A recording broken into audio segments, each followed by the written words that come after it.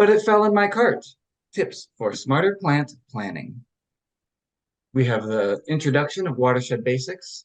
We've got landscaping and designing. Diana will go over plants, maintenance, and location.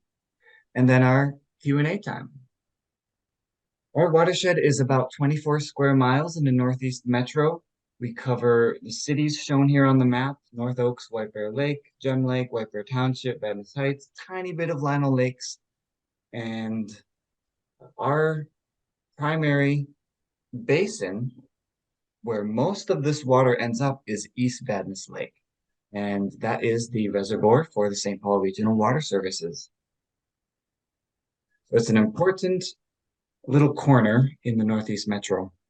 We keep track of our lakes and our creeks. One of the ways we do that is through Secchi disk monitoring. That means the visibility. How deep can you see into the water column? The dotted line on the map is the state standard, and this is just a quick, easy way to visualize what lakes are doing well and what are not, which are not. The lakes that are below that state standard, they're dipping deeper than 1 foot in visibility, are the ones that are, are meeting the state standard. If they're above that dotted line, they are impaired lakes. They're listed as impaired with the Minnesota Pollution Control Agency, and they need a little tender loving care. We have a whole bunch more data and lots of ways to learn about quality of our local water on our website, but I will leave it at that for now. We work with quality and quantity. So the first one, of course, is a glimpse at how we work with quality. This is where we think about what's on the landscape that influences the lake itself. The lake being a reflection of the vegetation, the soil, the underlying geology of that basin. What we do on the landscape can impact it for better or worse. We have spots that are problematic that happen, and we try to fix them. These problems look like erosion with bare soil. It looks like grass clippings that get into a storm drain, bare ground that's mowed all the way up to a water body. These are kinds of things that move sediment and excess nutrients into the water and causes a lot of havoc and issues that are harder to clean up on the tail end. Much easier to keep it up on the landscape. And that touches on plants, and that's why we're really talking about it today. The plants that we use and how we plant makes a difference for water. The other portion is quantity, and this is a big topic in the spring. We have over 500 wetlands in our watershed, and they're all very important for storing and creating a balanced system from the upstream areas to the downstream areas. And unfortunately, we've lost a lot of our wetlands in the last 50 years. Before we had policies and rules around them, a lot of our area got filled or manipulated so that it's shoving more water away or shoving it downstream. And what we're trying to do is preserve these areas, take care of them so that we have the balance and we have storage where we need it. And that looks like these projects where we introduce rain gardens, native plantings, alternative ground covers that you see here. And when we place those all around and get a lot of them, we have an exciting effect for taking care of the watershed, taking care of pollinators, and also soil health and the way that we let water work into the ground and replenish groundwater. All of those are connected, and it's all what we're slowly working for. And you being here is a really exciting piece of that puzzle, so we're glad you are here.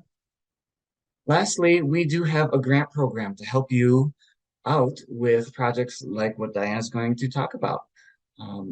We have 3 levels. The most approachable and easiest to access is the soil health grant that covers things like the native plantings or an alternative turf or a bee lawn. We have Rain Barrel, program, we can reimburse 50% of a rain barrel. Landscape level 1 and level 2 are larger projects and get into some of the higher costs. We have a staff member who will come and do a on-site visit to get a conversation going, talk about your needs, your vision, and help you through the grant process. So I hope you take advantage of that. It is for folks who live or work in our watershed boundary. And of course, we have Lawns to Legumes. This is a statewide grant, but is very worth pursuing to supplement another local grant. If you could combine something with Avlamo soil health with a Lawns to Legumes and accomplish more with the grant funding. Applications are open now, and this is a great way to get a little pocket planting or bee lawn going and sort of dip your toes in this world of landscaping. With that, I'm gonna stop share. So hello again, I'm Diana Grundeen. I'll start with just a little bit about me so that way you know where I'm coming from versus maybe me or any other landscape designer. I am part of the Blue Thumb group who is huge into planting for clean water and also one of the overseers of the Lawns to Legumes program as well. So Trio Landscaping, this is my company. I started this 13 years ago. I do consultation, design, and project management. So if it happens outside, I have an opinion about it. That's really where that all starts. Because I find that consultation and educating people is fantastic. Helping them lay things out and design is great. And then some people need help putting it in. So we're there for that too. So I'm coming from all three of those aspects when I'm sharing some of these ideas in the backgrounds. This is a whole bunch of really geeky qualifications that I've been doing this for over 20 years. So I think I started when I was 2 years old because I'm still super young. So just, we'll let that sit with you anyways. So as Nick and I were talking about this particular program, we came up with an idea that, or part of the conversation came up that a lot of people love to go shopping for plants. They love to go out and buy new plants. And it is spring, and you will see a bajillion memes out on the internet about going out and buying new plants. But it kind of comes down to, it's almost like this little guy here in the bottom corner of you're going to go and you're going to get somebody new and fun, but is he going to fit in with your yard? You're going to go out and get all of these things, but did you design a space for them to belong versus it was really fun to go buy them? Because let's be honest, sometimes you go out, you buy all the really cool plants, you buy all the ones that say that they are going to be really great pollinators, they're going to be an awesome native, and then you come home and you don't know where they're going to go, or you realize that they're not going to quite fit into that space. And so instead of having all the fun of shopping first and then trying to figure it out later, it'll be okay, dear, I'll find a spot for it. Maybe we'll go back and we'll think about designing a space for these first so we can be a little bit more thoughtful, purposeful, and then find out that we have a lot more opportunities. So that's the aspect that we're coming from. Did I burst anybody's bubble right away? Like, darn, you can't just run out and go buy a bunch of plants. Nope. Okay. Doesn't sound like it. Y'all are just very serious as you're looking at the screens. I can see you. Yeah. All right. So touching on that little bit of design, we're going to use plantings and some of the hardscaping or the shaping, the things that aren't plants, to help extend spaces, connect structures, but we're also really interpreting that outdoor space. And then I do touch a little bit on landscape design versus landscape architecture because they're a little different and everybody puts them into the same box, just like they also put lawn care stuff in with landscape as well. But we're all just a little bit different. And a lot of it is how the scale or some of our education that goes into that. But that's really not why you're here today. We're talking more about plants. So we're going to improve the aesthetic appearance of a piece of land by changing its contours and adding some other ornamental features and plantings. We're going to add plantings. So let's go ahead and do that. knowing that a landscape kind of came with the earth. Landscapes were here before we were. We're just going to help make improved or design landscapes, more intentional landscapes as well. Does that make sense to everybody? Because I do this all the time, and so I live and breathe this stuff. So sometimes I realize that I know things and other people haven't thought about it that way yet. This is what would be a typical landscape plan, where we are drawing out things to scale. We're giving a shape to the amount of the lawn that's in this space. We're giving a shape and amount of space to some patio, some outdoor kitchen. And notice how much smaller that is to the rest of the landscape that is going on in this particular backyard. We have a ton of plantings. A number of these are natives. Some of these are native cultivars. Some of these are just for fun plants because they were preferred by the homeowner. Some of them do include other spaces for you to hang out and be nested into these plants. But these are all considering the size, the shape, the texture, the light needs, the soil needs. All of these things were considered as we were putting that landscape plan together. Do you think that this person could just run to the store and grab a bunch of plants and come home and put something together that might function in this level, let alone not need a whole semi-truck to do it? Takes just a little bit. This can still be worked away at time. I will admit that this homeowner didn't do this all in one fell swoop. They started with a lot of the trees and shrubs, and then they actually did DIY a lot of, they did it themselves. They did a lot of the perennials themselves over last summer. So it's all doable. So again, here are some of those design considerations. Before you just start running out and buying plants, we need to consider the type of soil. In a lot of your watershed, there can be areas that can be super sandy, but then there's going to be a lot of areas that are going to be more peaty and loamy and very wet in those spaces at first. So those plants aren't always going to overlap. There can be different light considerations. And sometimes what is light right now and what is light in the middle of summer and what is light after a storm happened can all be different things. So you need to consider that too. The maintenance. How do you want to take care of it? How are you expecting to take care of it? How does it want to be taken care of to look the way that you want it to look? Are all different types of maintenance, in addition to watering for the site that it's in. And then the function of the plant. Is it supposed to be a ground cover so you don't need to have other lawn? Is it supposed to be something that screens your neighbors? All of those are types of functions. So it all comes down to all of those things. If we pick the right plant or the right place for the right purpose, it can be low maintenance. Much like for a long time, dwarf burning bushes were a favorite plant of the landscape.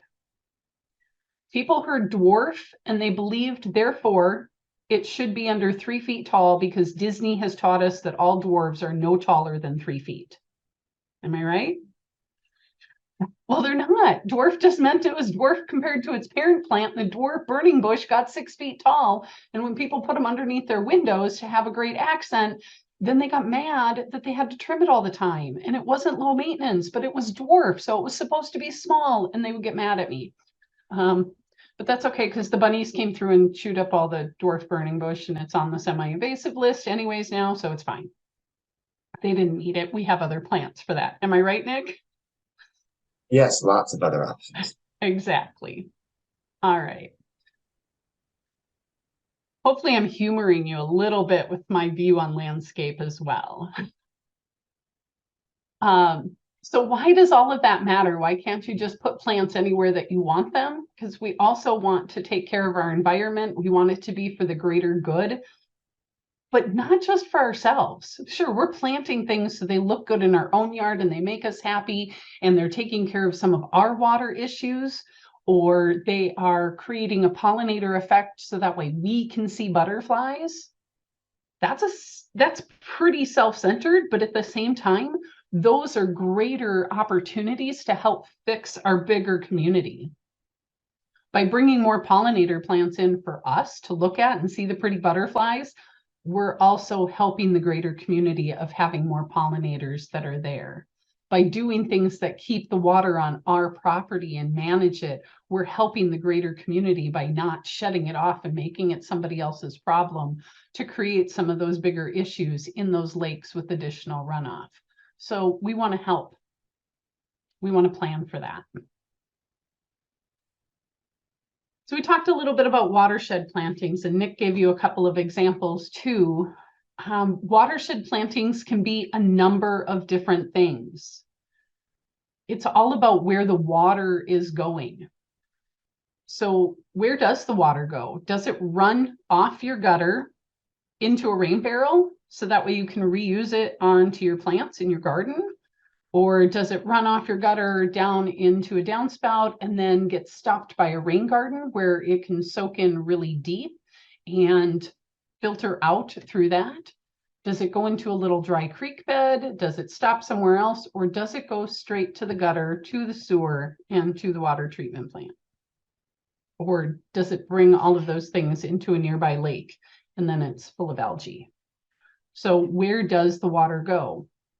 So if we're talking about keeping water on site, we're going to use some deeper rooted plants.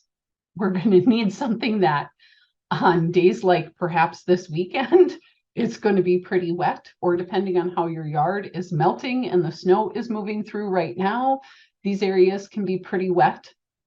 But were they all wet last summer when we had drought? No, the rain gardens didn't automatically fill up with water and hold them there all summer long. They still had times that they were dry as well. So we need plants that are going to tolerate both ends for them to be really good and more sustainable. And then we also have to remember that these types of plantings, and we're talking rain gardens more specifically, they can be perennials, but they can also be shrubs and trees. It's not just pretty flowers that have to go into a rain garden. And Diana, something to touch on as you go is wet basements. It's a pretty common issue that we face, and we get a lot of questions about working around foundations. Oh, excellent. Thank you for bringing that up. That also is that's huge for getting water away from the foundation, but then also putting some good root systems that are in there. If I don't have a slide that touches on that, we'll make sure that we grab one that can. Because to be honest, this first one, this is a watershed planting. This is the backyard of one of my clients where the neighborhood purposely ran all the water into this spot, and he got to deal with it. He was not allowed to change it. He couldn't regrade it. It needs to be there. So we landscaped for it. This is in the summer after it filled in a bit. We have a bunch of iris. He replanted a whole bunch of hosta. How many people believe hosta are native? Yeah, they're not, but that's okay. People like them and they keep planting them anyways. So just remember, native is fantastic, but there can be other plants that are in the spaces too. But we have a ton of iris that are in here because they really do tolerate that fluctuating water level.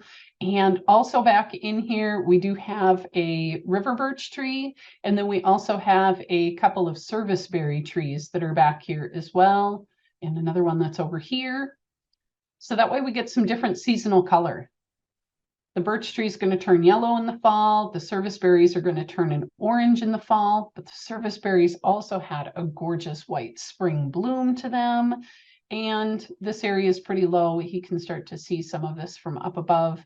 And then this area just happens to be very full of water and had been for a long time. So some of the plantings that were in here are already submerged. So this is one way that we can do one of those low areas. Here's another one that might be a little bit closer to addressing some of those wet basements. Up here, you can see that there is a downspout, and we've removed the extension for it because everybody was tripping over it. So instead, we cut into the sidewalk and gave an opportunity for the water to flow directly into this space. And along this property line, we actually have this carved out, and this is a rain garden in this area. The water from this house to this house, we really don't want to encourage the water to soak in right here. This is too close to two basements. So we have this channeling away. So at this point, we are now 6 feet away from the corner of this other basement. 6 feet is a magical number. If we can get a little bit farther, it's even better. It also depends on some soil types. This one was very well draining in this area, further down as well. And so we have all these beautiful allium. We have some liatris that are in here, and this is creating this homeowner's rain garden. It's very different than the rain garden before, though, isn't it? Looks a little bit more manicured. This is probably one that if you said, oh my gosh, that looks really great, you maybe could just run out to the garden center and purchase these plants and run home and put them in. But you need to do the rest of the prep work for it to be there. So planning ahead a little bit can make it really awesome. I love alliums, by the way. There are native alliums, and then there are native cultivar of alliums, depending on the type of foliage that you're going for and how full the bloom is. And I always feel like these little flowers look like dried fireworks. So I leave them up all winter long too, and it becomes really great pollinator habitat as well. And the deer and the bunnies don't like them because they're part of the onion family. Just a little side note for those that are landscaping for deer and bunnies. Here is another area where we actually are taking water off of the downspout by the step over here. And that is coming across this little walkway. We have water coming in from another portion of the backyard. And again, now we're 6 feet away. We've created a sunken area that I'm sure in this photo looks super flat. So trust me, you got to be there. This is sunken in as a rain garden, and this also has a grouping of liatris and some more iris in this space to deal with water coming down the hillside and coming into really the only spot in the backyard. And then the overflow goes into this dry creek bed that just helps lead into some of the other aesthetics and the functionality of this backyard. So again, a different way that water management can look different. So far, are there any of them that people are saying, okay, that's pretty cool. I like that. You can just nod or smile or something. I appreciate it. Thank you. All right. Any other questions about watershed, Nick, that you want me to go over before I jump into native plants? No, you covered it really well. All right, Yeah, fantastic. So native plants, I will admit, this is one that I get a lot of requests for. I get a lot of people saying, I would love to have native plants and I want low maintenance. Because people believe if it's native, you shouldn't have to take care of it. And then they remember that they live in suburbia or in the urban areas, and we don't look very native in those spaces. And so what native can look like and what native will do in a space that's already gotten very unnative, sometimes it doesn't match up. So that's where I'm saying first we need to adjust our expectations. And at the bottom here, I'm noting another word for native is wild. So if you're thinking that I'm good with it going back to the wild and I'm good with it looking wild, then that is a reasonable expectation. But if you're expecting a native plant that was here a long time ago to be able to do what you want it to, when you want it to, and how you want it to, in a now very urban and creative setting, right? We've already manipulated, we've built the house, we built driveways and sidewalks and all of those other things. The native plant is going to behave a little bit differently than the rest of your cultivated plants. So that's a little bit of the difference. And on our end of it, we call it native and then nativars. They're cultivars of natives. And in my words, that just means that they've been bred with a little bit more discipline. They perhaps act a little bit more well-behaved, but they're still from the natives. And so we're riding that fence line of it was native, but now it has some other attributes to it too. That's just my perspective. There are going to be other people that really love only natives. There are going to be other people that won't go near them. I think that a lot of my design work and a lot of things that we've been planting, even in the past 10 years, keep going more native. They keep going that direction, but some people just aren't ready to go fully native yet. So you'll see in a few of our other pictures on how we're working with this. However, natives are going to be great for the pollinators. It takes more than decades. It takes a really long time for pollinators to learn how to like new food. So natives are going to be fantastic for that. Native Rs can also be really good for that, but sometimes you like the original flavor better, right? So think of it that way. Yeah, Diana, quick question. Yeah. There are a few of the nativars that change the flower shape to the degree that some pollinators can't access them. Is that true? There are going to be some that will have different pollinators access them than the originally intended pollinators. Yes, that is Okay. true. So if you are planting for specific ones like the rusty patch bumblebee or the monarch butterfly, and you specifically want to go for those, then we are going to need to look at the plants that will still find that attractive and still like that flavor, if you will. It's like, okay, I only like the original, or no, maybe I'll find that these few nativars are going to be okay for me too. So there is research out there that they've gone through and they found out these ones are only going to like native stuff. These ones are going to be okay with more nativars. And then, by the way, here are a whole bunch of other things that are eating stuff and they don't care what they eat because they were not from here anyways. Japanese beetle to be one of them. But I don't have a whole seminar on that, so we won't go deep into that one. Back into the native plants, they're also usually going to have deeper roots, and those deeper roots are going to help with erosion control. A lot of the more cultivated non-native R plants, a lot of them have really shallow root systems, so they're not helping with our water erosion control. They're not helping keep soil in place. They're not helping drink up as much water. So they're not as beneficial. And there are some really cool, fun root maps that are available if you want to start comparing different roots. Nick, do you guys have one of those when you go places, the Metro Blooms root display? We do, yeah. We'd have the pulleys and I usually have that in my slides, but I was trying to be really short this time. Got it. Yeah. It's really fun. So if you get a chance to hang out with Nick at any of the events in person, do check out that root display. It's geeky fun. Another note on the native plants, many of them are going to self-seed to help share themselves all over the place. Some people love this because it's going to fill back in, but some people find that means that they're in places that they didn't intend plants. So again, before you just run out and put a whole bunch of plants in the cart, understand who you're bringing home to live in your space with you and how good of a house guest that they're going to be, if you will. Again, I love native plants and we use a bunch, but we also mix them in with a few other things too.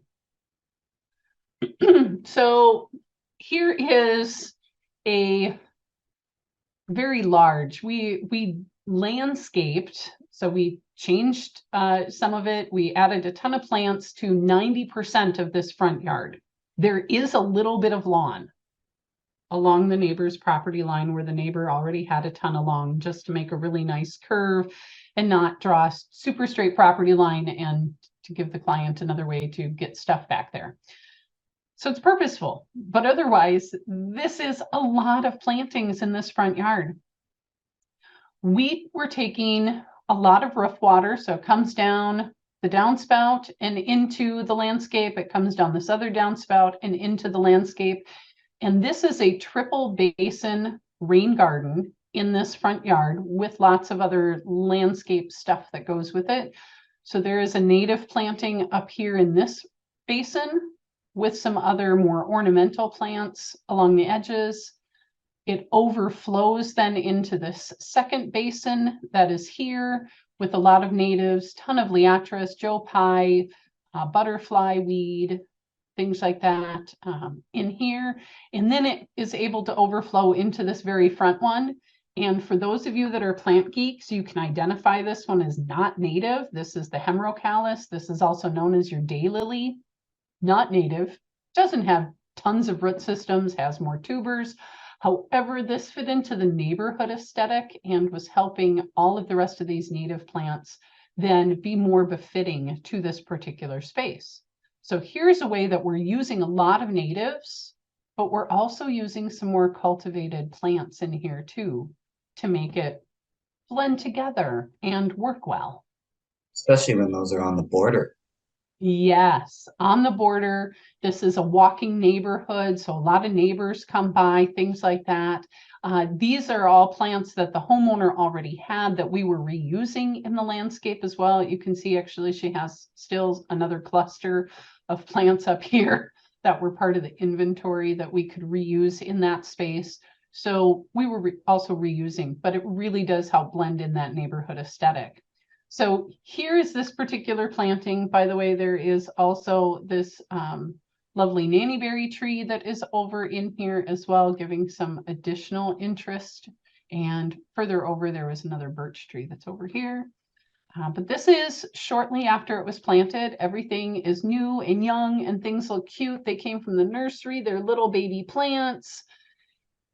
And then we're going to have it grow up. And we're going to have it look awesome. And it fills in. And so in here, this is, I believe this was in August that I was out here taking these photos. So you can already see that we have some of the lead plant that is up here super tall and filling in. We have some of the Joe Pye weed that's in here at this particular point. And there had already been some other butterfly weed and other stuff that was in there. And some of this actually is a little bit of butterfly weed that's in there too, blooming. So there's a lot of pollinator habitat. Well, there's also the Spicalyatris that's through there.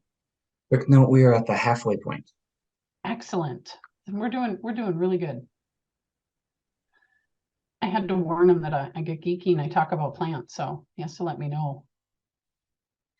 Here you can also see a lot of those daylilies are filling in, but you can also see some of that structure and the boulders that are giving the homeowner a way to work through these gardens so that way they can do some maintenance to it and just helping break it up and give a little bit of space that's through there.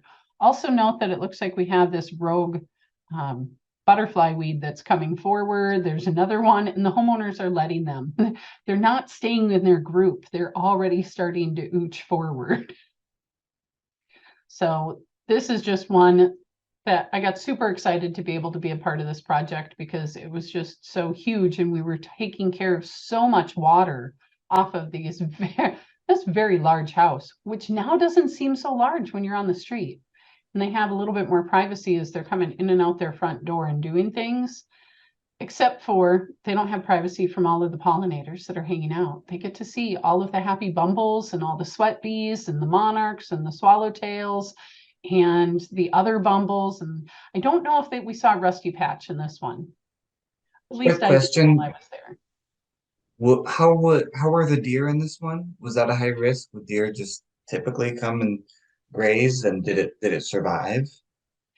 This one is doing well. This particular picture is a couple years in to its growth, so that way we could see some maturity. This is about 2.5 years in, and we did not find that deer was a huge issue at that particular point. They are along a creek in the back for their backyard, though, so deer aren't not there. We are finding that in so many more suburban developments, the more houses that go up around you, in other words, the more woods that disappear, the more deer end up in your yard because that used to be their yard. And so now they're hanging out in yours. But in this particular case, we were not finding a huge issue with the deer. There were still some rabbit issues that were going on in here, but because of the amount of plantings that they had, it was harder to tell other than a certain varieties would get nibbled on more than others. Here is another space where we are dealing with some. This is another lawnless landscape. This is my personal yard, actually. I've only been at this property for a good 20 years. It took me 18 to be able to fully landscape my front yard. So if it all doesn't happen right away, it's okay. If it happens in sections and you slowly bring home more plants, just know that they have to have a place to go. The landscape designer's yard is the hardest one to landscape because I tend not to design everything at one point. I want to stay flexible and I'm bringing stuff home and then I got to find a new place for it. So I really know what those challenges are. But this one definitely had a lot more design. I did draw up my own plan for that. So that way I could fit in some more ornamental plants that I found interesting, like this blue shag pine, because I think he looks really cool over the winter. For native trees, though, I do have this Ammermachia, as this just has a really awesome flower and a neat leaf shape, and it's a medium-sized tree because I know the Japanese lilac tree that's back there is eventually going to work its way out. I also have this really cool cherry tree, and I have a whole bramble of raspberries. So talk about edibles in your landscape, you can do that too. But the main focal point is I took out all the lawn and I put in this clover. I will admit that this was my first bee lawn planting. I did it to myself before I did it to any of my clients, and I got too excited with the clover. I really did. I filled it in the way that the instructions said. So I had the clover and I had the self-heal and I had the thyme and I had the fescue. And I waited until spring and it wasn't coming up fast enough. And I grabbed my bag of clover and I put more in. And now I have 90% clover. I think it's fine. I really do. I'm not upset. There are some other things that are popping up in there, and I think it looks great. I do not mow it. I do not mow it at all, so it gets tall. And last year with the drought, I do have a few other plants that were still getting established, so I did do some watering, and you could tell where I watered the clover and where I did not, as it turned brown and just kind of went into its own hibernation, and things are still coming back this spring. So just know that you can have something like this that you don't have to mow. It does get to be about 18 inches tall. It gets a little leggy towards the later part of the summer, but it all still works out just fine and it looks cool. And I don't have a lot of dog pee spots from my neighbors who let their dogs use my landscape as their personal potty spot as they go for a walk, as this is right along the public sidewalk. So everybody's walking along here. It is very tolerant of stuff. For reference, if it was that blend of the other flowering plants, would it stay lower? No, not necessarily. The clover is still going to get height. When we're applying it as a bee lawn that is manicured as a part of a lawn, where you're putting it in there and you are anticipating mowing it, and you do mow it, even if you mow it tall, it will then bloom at that shorter height. It will still maintain at that shorter height. I just really took this as an experiment to see how far can I go with low maintenance and not mowing and still have it work. And it does. But you absolutely could keep that better balance of the bee lawn that's in there. And then it looks really cool. Especially because you asked. I am. So here is the bee lawn with the self-heal, with some of the thyme, with some of the clover, with the grass sticking out. This is as a mowed aspect to it in another property that we have. Very playable, very usable, very fun. And let's be honest, who doesn't like to go out trying to find the 4-leaf clover? I mean, come on, that's just like little bit of that whole nature forest bathing activities of going laying down in your lawn looking for 4-leaf clovers. Or in my case, I'm like, oh, there's a happy little flower. Oh, look, there's a little bee on that flower. Oh, look, here's some more of my seed that started. Because I'm really geeky and I have another property that I put way more bee lawn into, and I'm seeing a lot more of the self-heal and the thyme pop up. And so It's fun, and I get geeky about it. So maybe you guys can too. There's lots of bee lawn mixes that are out there, and it is best to hand cast them. Some people are like, oh, it's lawn seed. I'm going to throw it in my lawn spreader and I'm going to spread it out. Take a look at those seeds. The thyme and the self-heal are really small seeds compared to the little bit bigger clover seed, compared to the really long fescue seed. They're all going to drop at different rates. So it's a little bit better to hand cast. In other words, go out there and pretend you're feeding chickens with each type of seed and put them down. And just don't try to fill all of your spaces with clover unless you want something that looks like this. I just got excited.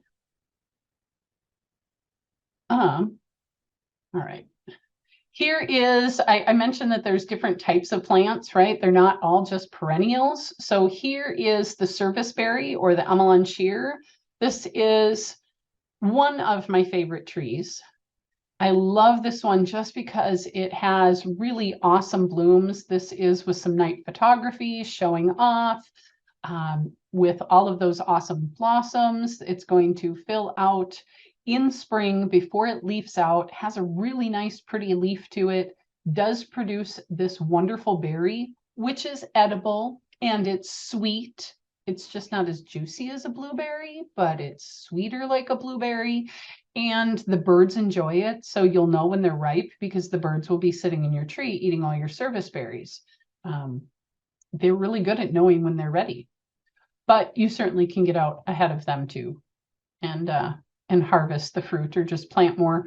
This is in a shrub form. This is in a tree form. It's in a multi-stem tree form, depending on where you're at, and has a native cultivar, has a native and then has cultivars that go along with it as well. It is a sweetwood tree, so you will find deer nibbling on this one too, and or bunny rabbits. But works really great. When I said planting for a purpose, I have this tree in a number of landscapes where I want to look at something pretty and I don't want to look at what's beyond it. I don't want to look at the neighbor's door. I don't want to look at the neighbor's garage. I don't want to look at the neighbor. And so it can be a really nice screening because, especially as a multi-stem, it's going to have more branches down lower. So you get that immediate effect, and then it gets some height to it. As a lot of these plants, as a shrub, it's going to be somewhere around 12 feet tall. As a tree, it could be 15 to 20 feet tall. So really nice, adaptable to so many different types of soils, and it's going to be good all the way throughout the cities and into up north as well for its hardiness zones. So a really, really fun plant. Oh, and did I mention that it has a really awesome fall color where it turns that orangey red, like that sugar maple desired fall color? That comes out of the serviceberry as well. So it is truly a well-rounded plant, and I like it during the winter too, just because it still acts as some of that screening. So I call it a 4-season plant. 2 points. We are at 15 minutes. And Okay. somebody asked, what type of serviceberry? Is it a certain type of serviceberry?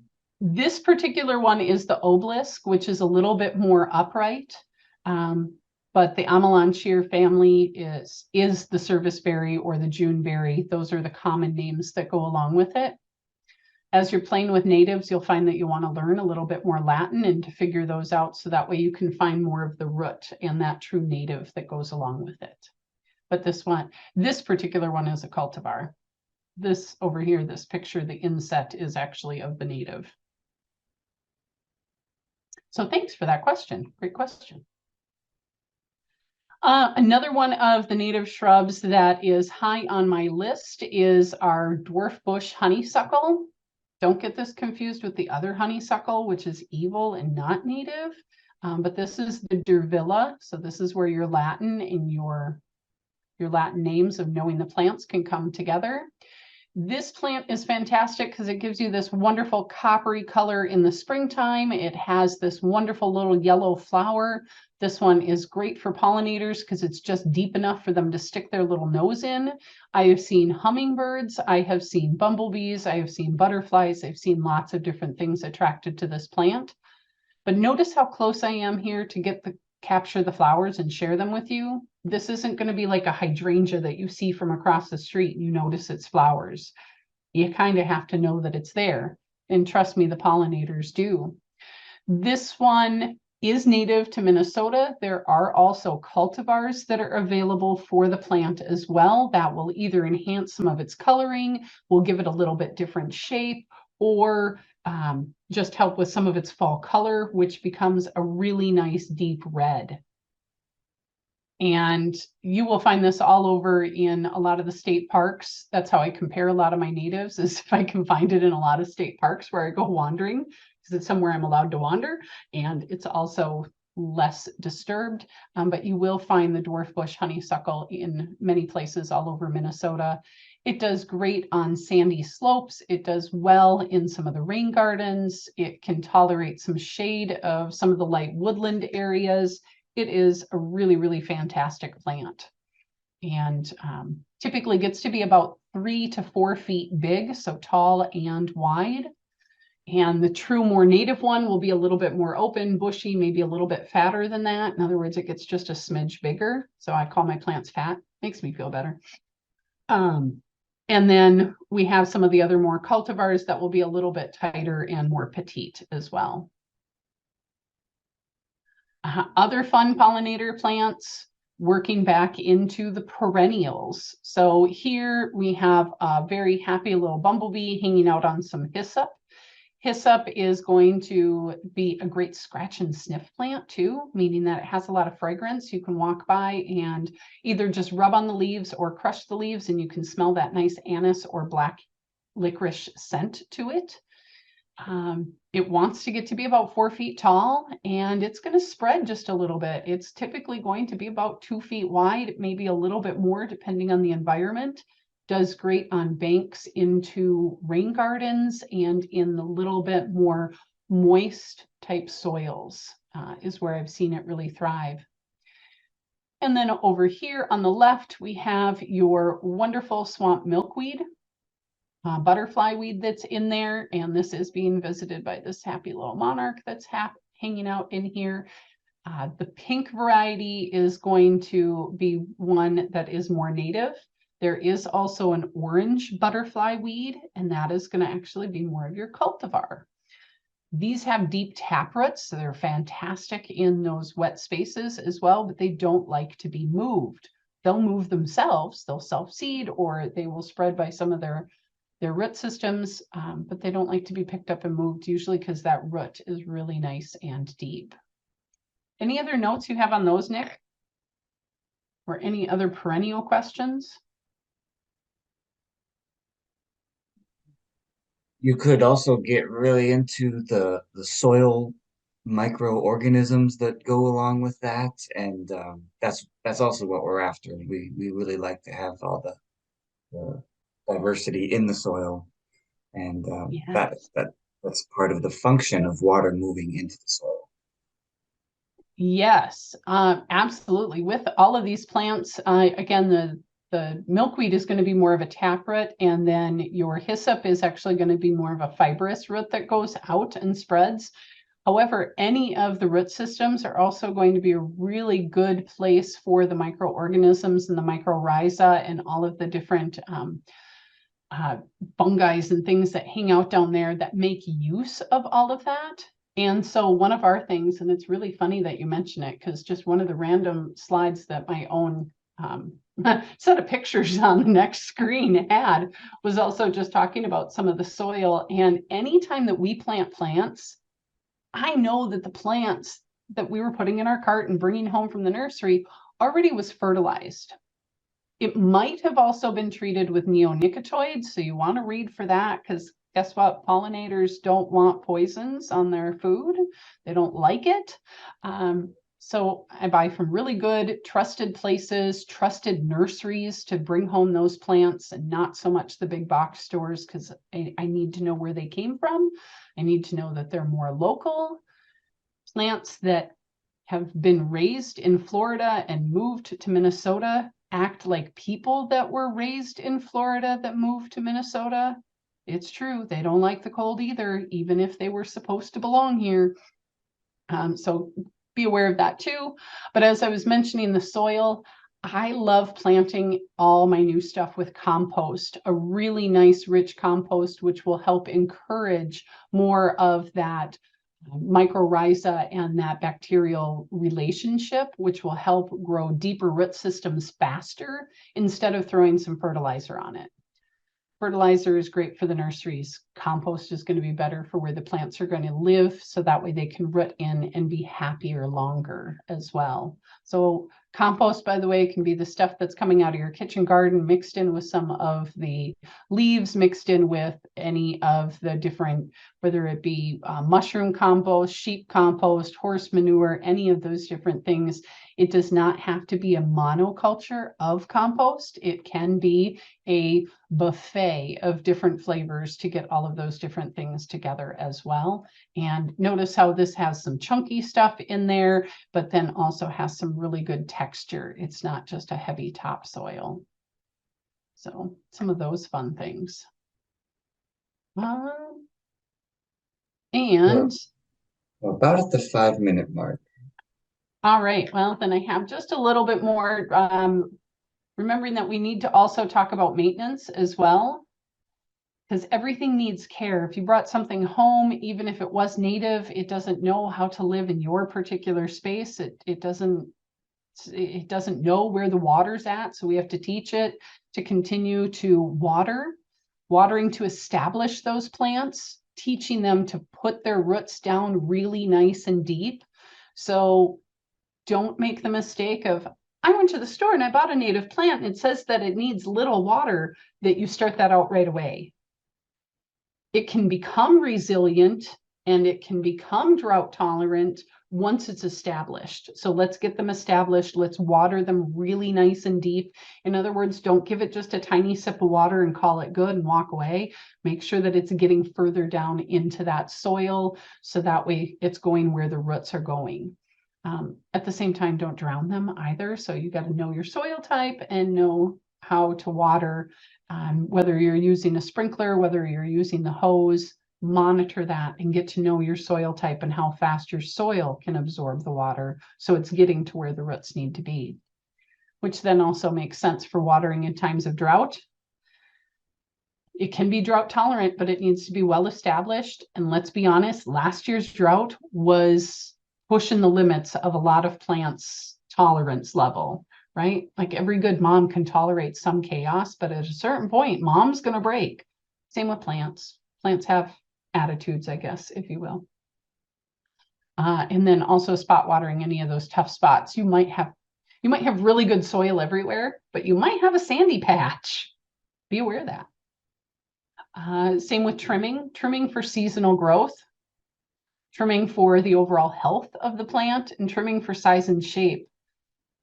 Trimming is going to be something, did we decide that dwarf plant needed to be there and now we have to trim it for its size and shape? That's going to be maintenance, versus maybe taking it out and putting in something like a really cute little aronia, which is your chokeberry family, and they have dwarf ones that do only get to be about 2 feet tall, still give you fantastic red fall color. But now that plant's not going to want to grow taller than that, you don't have to trim it out of the way of your window for you to be able to see.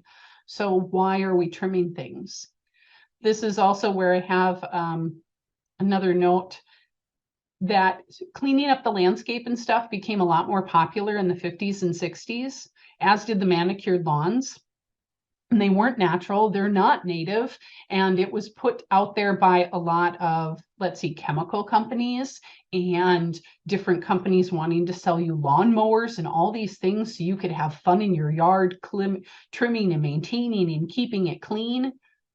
At the same time, that's when a lot of our lightning bugs and our other pollinators started to really decline, because they were losing their habitat and they were being chemically treated. So if we go back to something a little bit more native, we can bring those other things back. It'll just take a little bit of time.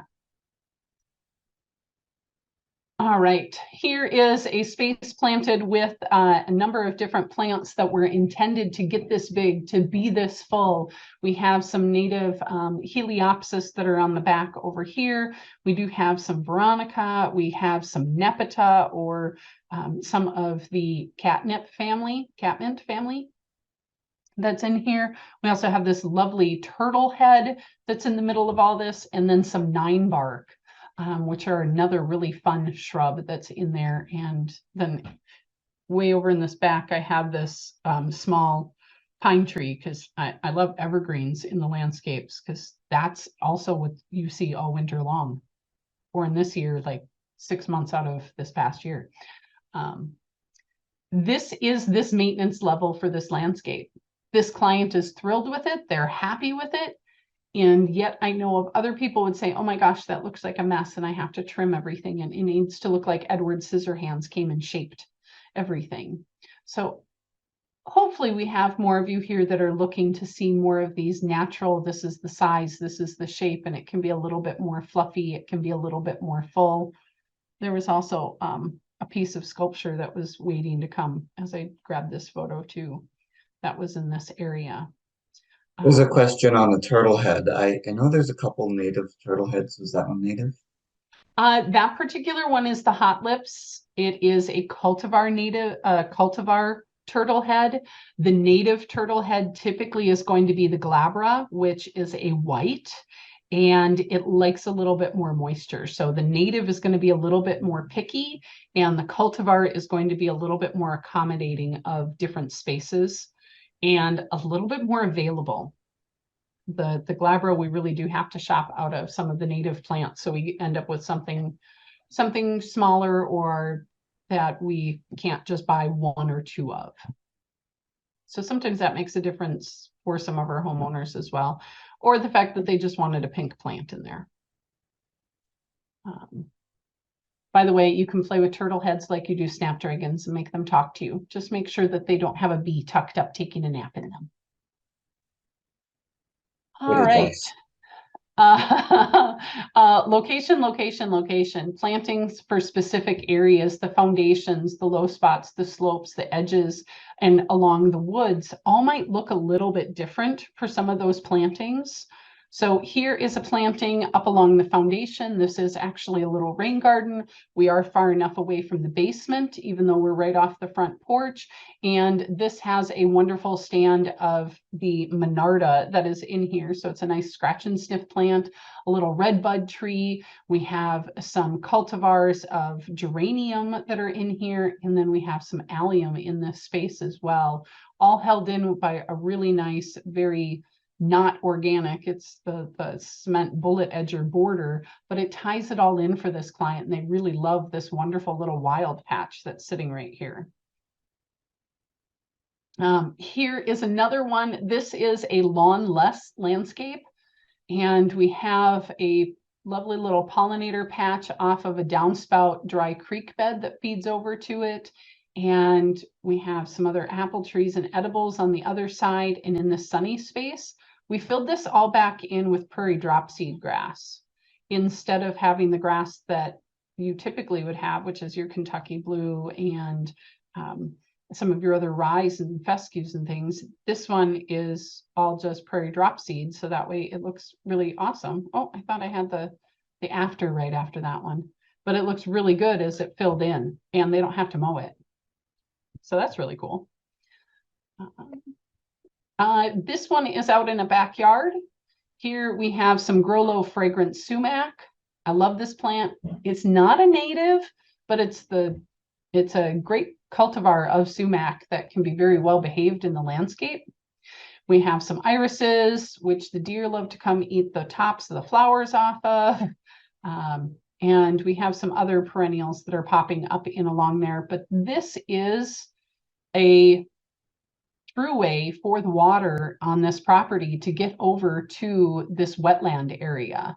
And so it takes the water from the neighbor's property and feeds it over to this and cuts across theirs. This homeowner owns both sides of this space, but we created this cool little dry creek bed to help give a conveyance to let that water move through and get where it needs to go. Looks So like it preserves that lawn. Sometimes you want your play space. it does leave that play space for the lawn. Absolutely. Gives a lot of opportunity that's in there, but still gives an opportunity for planting and to leave the water conveyance that's needed for that water management to still happen in there and do it in a more beautiful way. And they were really happy because they got to use this cool little bridge. Here is another landscape. This is a little further away from the house. We actually have a water feature that's in there. We have a ton of Baptisia. We have Coreopsis, more Baptisia. We have some viburnums. She actually has some pond plants that are in there. Lots of different things and a great seating area to sit amongst these plants and be able to enjoy them and be immersed in this landscape. But it also has a really cool view from the house as well. So it can become, the plantings can become a focal point for you instead of always needing to screen or just be on the edges. We can bring it further out into the yard and give it purpose too. So hopefully I'm running near to on time. I know Nick is going to be sending you out some slides of that. So I made sure I also copied in the Blue Thumbs native plant list, which does give you a whole bunch of mainly perennials, to be very honest, that are in there. So that way you have examples for some of that too. And I love my little end slide because I'm a plant geek and I really love Baby Groot. So I like to have him pop up at the end to say that I'm all done.